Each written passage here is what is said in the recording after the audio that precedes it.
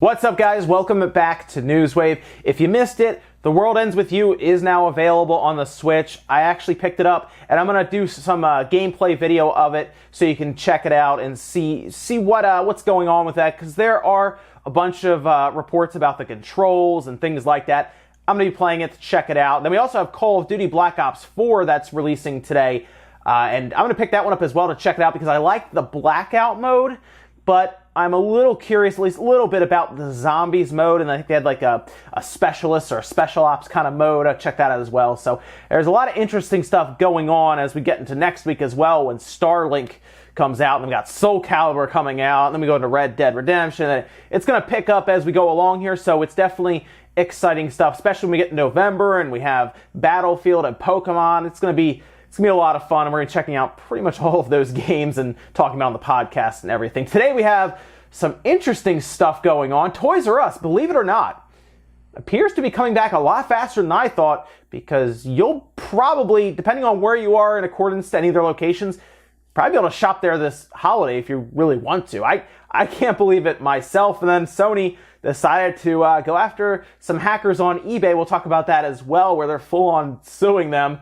It's interesting. We're gonna go over all of that. First, we'll start with some of the quick news, starting with Command and Conquer. Do you remember how EA had that terrible stage presentation at E3 with EA Play, and they sat up on the stage and they were playing Command and Conquer? And I know I wasn't the only one sitting there thinking, when is this gonna end? Why are they taking so much time on this? Because it was a mobile game, and no one wants Command & Conquer to be on a mobile device. We want like an actual Command & Conquer on PC. Well, it sounds like they heard us, or at least they kind of heard us. They put out a special announcement on their community page for Command & Conquer where they detail the idea of taking community feedback and possibly going back and reviving one of the classic Command & Conquers and bringing it up to like modern times, where I guess they will rebuild it or just, I guess, refresh it completely so it's more set up for widescreen, ultra widescreen monitors, higher resolution. This is a similar thing that we've seen happen with something like StarCraft. Maybe they're looking at that, because I would much prefer to have some really cool release for Command & Conquer if it's an older one, rather than get a mobile release, because that was, for the franchise, a storied franchise like Command & Conquer, it was just embarrassing. Also, Sony is going after hackers on eBay, but they're also going after hackers on the PS3, which is interesting to me because I feel like they've probably moved on from it. I know they, of course, there are still some games that sell on that system, and of course there are still the PlayStation Shop and everything, so they're still selling stuff to people on the PlayStation 3, so they can still consider it, I guess, important enough to them to release a new update under the firmware number 4.83 that actually breaks a method, an exploit that they had that was a WebKit exploit, the PS exploit. That's now broken, it appears, if you update to 4.83. It seemed like, I guess, something Sony was looking at and said, well, we gotta go ahead and fix this now. So any PlayStation 3 that's been updated will no longer work with what was one of the biggest breakthroughs for PS3s, because even past the standard 3.5.5 firmware, you could actually just load this up and just completely modify your PS3. They were doing up to 4.81 and I think 4.82, but now 4.83 has broken that. So if you want to be able to modify your PS3, especially since it's going to become legacy soon enough, in the next probably year or two, we already know it's coming off of the PlayStation Plus, where you get free games. They're already pulling it off of there. We know we're probably hearing about the PS5 next year. At that point, the PS3 will be 2 generations behind, so they're probably going to cut support starting mid to late 2019. This might have been one of the last updates, but hey, we saw the Wii U randomly get an update recently, so I guess you never know. But at this point, that PS3 is getting more and more locked down as we go along. And a sad day for the modding community, specifically in Star Wars modding community. There was a mod that's been going on for years now, actually, where the idea was to rebuild Knights of the Old Republic in Unreal Engine 4, and that was called a Peron.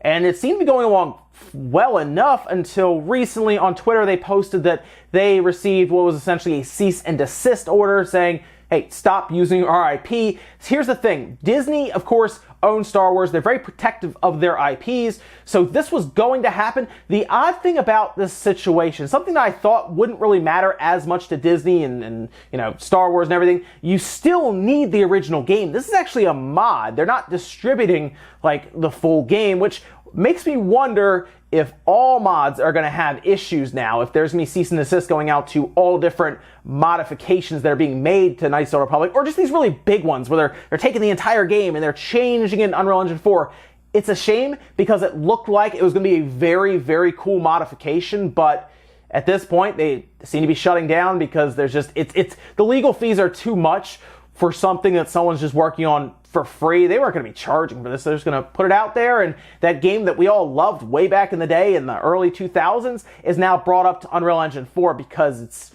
not like we're seeing, Disney or BioWare or anything do it. So I would have liked to seen it, but there you go. It's a shame, and that's just the way it goes with some of these bigger corporations and them obviously having to protect their IPs. All right, guys, some of the quick news out of the way. Let's jump into some of the bigger stuff. We're going to start right away with probably another fan mod. Well, actually, I'm trying to think if this one will get a cease and desist because the licensing it's kind of all over the place. There's no big Disney, sitting over top yelling at them. This is, if you like Goldeneye, all right, like you're a fan of Goldeneye on the 64, and maybe you heard about that Goldeneye that was coming out on the 360 that was like this close to being done. Sounds like talks broke down in the backgrounds between all the license holders. They're all over the place. I think Nintendo has some sort of claim in there, and we know, well, I believe it had something to do with a film company, and then of course Microsoft, Rare.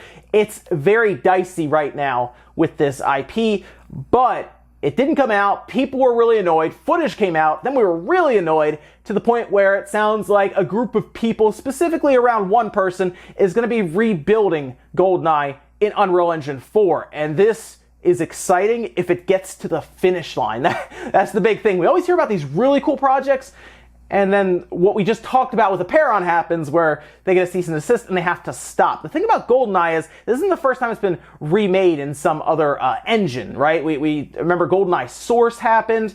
Goldeneye 25, it seems to be what they're calling it for Unreal Engine 4, and it looks pretty cool. Now, some of the videos you're seeing here are early day footage, right? This is like still in development. They're working on obviously the environments, the guns. They're even doing videos for like gun sway and stuff. And this is being done by Ben Kokla, and again, just a bunch of people that are kind of working in a group to try to get this done. There's no real set time for it to be done, but they're going through, they're doing a dynamic music system that appears to be changing, I guess, as things are happening, which is pretty cool. And they're just remaking the entire game. Now, I said, I want to see if this gets to the finish line, but I also want to see when it'll be done, because they seem to say at the earliest it could be 2022. So that's at the earliest. So this is going to be going on for a while, and like I told you guys, the longer a project goes that we know about it, that's not being kept in the background, the better chance it has is getting shut down. And unfortunately, it could happen here, but we'll see. You never know. It could be kind of left alone, or they could come after them like how Apeiron, even though Apeiron required you to buy the original game, didn't matter. So we'll see what happens here. Next up, let's talk about Toys R Us. This is something that's been happening very rapidly. It seems like just recently we talked about how they decided not to sell off a lot of their trademarks, things like Toys R Us, Babies R Us, the giraffe, Jeffrey. They canceled all of that. They weren't going to auction it off with bankruptcy. They decided to hold on to them to try to work things out with lenders and creditors and people they owed money to. And it looks like they're going to take a shot at it, and it looks like they're going to try to come back this holiday with an interesting strategy. And it seems to be something that other stores, they're a little more niche, I guess, like a party stores and stuff, are trying to also do. And apparently they're going to come back as Jeffrey's Toy Box. There were images out there for it, for the logos and everything. And this was reported by Toy News International, where apparently, according to PR reps and people who are working at conventions that were going on, this is happening this holiday, and they're going to look to be a store within a store. This isn't new. This is something I've actually seen a couple times with smaller, like startups, mom and pop shops. Think about how if you go through a mall and there's a kiosk, that's kind of what they want to do, but they want to be in a store that isn't necessarily set up for toys. So I guess they could be in a mall somewhere, although those kiosks aren't exactly cheap during the holiday season. It sounds like maybe they'll look for like, maybe I don't know, what do you put a toy store in that still kind of attracts people who are holiday shopping? Maybe you go into like a big box store like a JCPenney or something, or a Macy's, or I'm trying to think of big box stores that pull a lot of holiday traffic that they could set up like a little store in there and pay them rent to cut down on their bills. So that's kind of the idea here. It's an interesting setup, and I also wonder how they're going to get the stock and everything. This is a very odd situation. It almost feels rushed, but I guess they're trying to do it as low cost as possible. Maybe they still have a lot of stock that they're not auctioning off, and that's what they're going to do. They're going to stock it with brands that they actually own, because they do own toy brands that they're going to kind of put, I guess, in their stores with some other stuff as well, and see what happens. Apparently it's going to be mostly in the Midwest, so if you find out one of these are popping up in an area, I'd be very curious to see it. So you should go take a look, take some pictures, put them on Twitter, and it'd be interesting just to see what their stock looks like, how big it is, and really what these little pop-up shops are going to look like. Next up, let's talk about Sony and, well, them suing someone on eBay that's been selling jailbroken PS4s. Of course, jailbroken PS4s mean that you can just download games and put them on. They're essentially a cracked PS4, and they also were sending instructions to the people who bought them on how to do it. Here's the issue.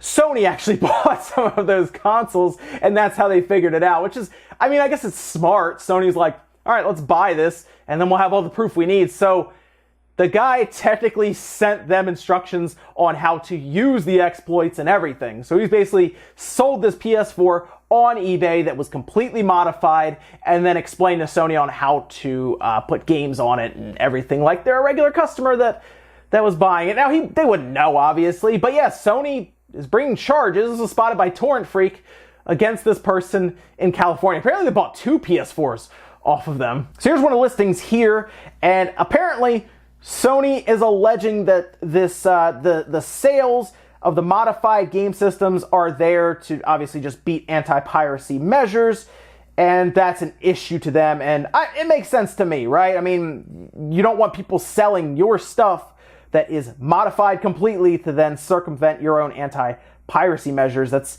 kind of an issue, right? This isn't the first time they've done this. Even back in like 2011, they did something very similar for somebody selling hacked PlayStations. So it's gonna be interesting to see how this goes. I don't think the person is going to have much of a case here, as Sony has those terms of services that no one ever reads, that are, paragraphs long. Yeah, it's pretty cut and dry, I think. The person was trying to profit by modifying a system that you technically don't actually own. Again, if you look in the licensing and the terms of service, technically a lot of these places don't actually sell you the OS that's on the system that you're then modifying. It's technically theirs, you're modifying it, and you're reselling it.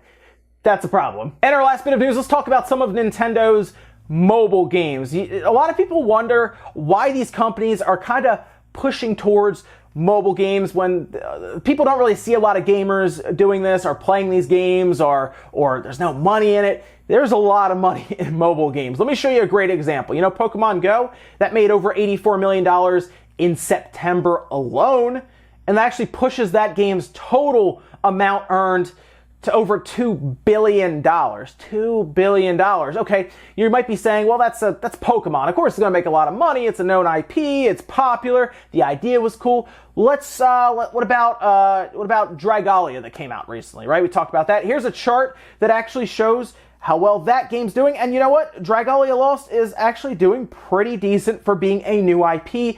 And these track in just US and Japan. Dragalia Lost actually is not in a ton of territories right now either. But if you take a look at it, it's actually already made more than Animal Crossing if you compare the first 2 weeks across the board. Of course, Dragalia has, I think, at the time, more incentive for you to buy into the microtransactions, obviously with the summoning and everything, and even the rates, which are pretty bad. And it looks like over 66% have actually come from Japan, because Japan really supports these games. Fire Emblem Heroes is massively supported by Japan, but $13.5 million in 2 weeks for putting together a game that you essentially just kind of made a new IP, didn't slap any of your Nintendo characters on that. That's pretty good, I would say, to make almost $4 million more than what Animal Crossing made in its first 2 weeks. Mario Run made $15.6 million in its first 2 weeks, but of course, no microtransactions there. That's just a straight up purchase and sale, and of course, that does drop off eventually, whereas Dragalia Lost will continue to make money over time as it goes along. So yeah, mobile games make quite a bit of money. It makes sense why everybody is trying to get into the mobile space, no matter what company you are, whether you're Sony, Microsoft, Nintendo. they all want a piece of that pie because it's massive. Ladies and gentlemen, that's going to do it here for Newswave. If you enjoyed this video, guys, hit the like button. It really helps us out. If not, hit the dislike. Leave comments down below about everything we talked about, whether it is the GoldenEye remake in Unreal Engine 4. Do you think that's going to get to the finish line in 2022, or do you think it's going to get cease and desisted at some point? I'm very curious what you think. What about Toys R Us coming back as like pop-up shops inside other shops as Jeffrey's Toy Box? Let me know about that one as well, guys. Thank you so much for watching. If you guys are new here, make sure you subscribe for all gaming and technology news. Do this every weekday morning, 8 a.m. Eastern Time, and I have some fun stuff over the weekend for you guys as well. Should be good. Thank you so much, guys, for watching. I'll see you next time.